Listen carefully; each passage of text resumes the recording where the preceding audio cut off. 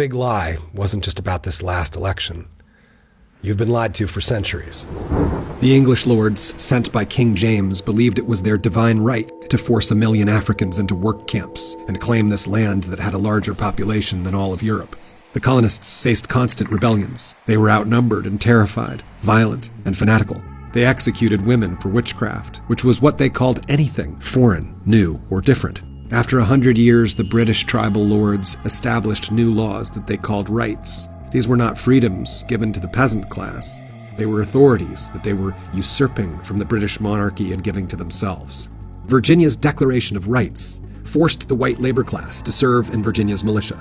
A wealthy officer of the Virginia militia, named George Washington, who was passed over for a promotion in the British Army, was sick of being told what to do. Custom and use shall make us as tame and abject slaves as the blacks that we rule over with such arbitrary sway. Not all the English lords thought or talked like that. There were a number of prominent whites that were fierce opponents of slavery. Amish elder Benjamin Lay kidnapped children of slave owners, stabbed a Bible filled with blood, and made fiery speeches. But when the lords of the 13 colonies signed the Articles of Confederation and Perpetual Union, their objective was not liberty for slaves, natives, or the peasant class, but to become an empire themselves, on par with the one that ruled over them. John Adams, a Boston lawyer, agreed, and he says, referring to the monarchy, that we won't be their Negroes. They borrowed millions from Spain and France and the Netherlands to pay for their war, and with their allied armies fought for 8 years until the British gave up.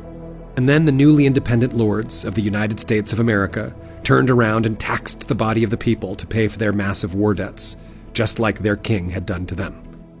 And within a few years, the peasants, the farmers, the Revolutionary War veterans, and their families are so overtaxed, they're behind on payments, and there's a national debt crisis.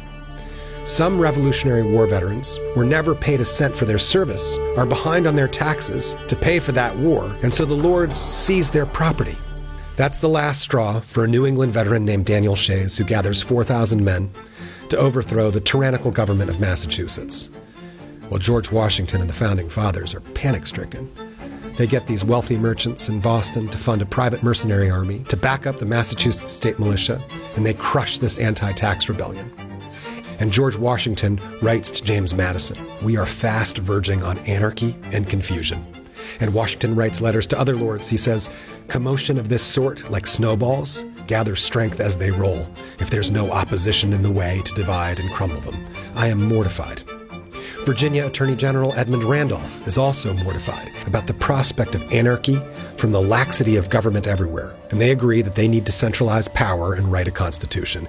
Well, many of the lords agree with John Adams that very few men who have no property have any judgment of their own. But Ben Franklin reminds them that common people also fought for independence.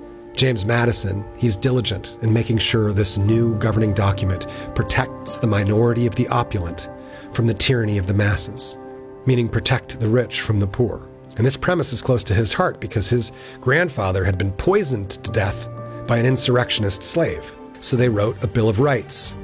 And these rights were about them, the lords. So you have a choice. You can keep yourself shackled to the ghosts of those English tribal lords who claimed God himself commands you defend their hierarchy with your life in their long war against reality. But you know that road is a dead end. You can also choose another path, and you can unite with a nation that wants to learn from its mistakes, that wants to grow and evolve for the good of all the tribes of humanity. And you can rejoin the land of the living.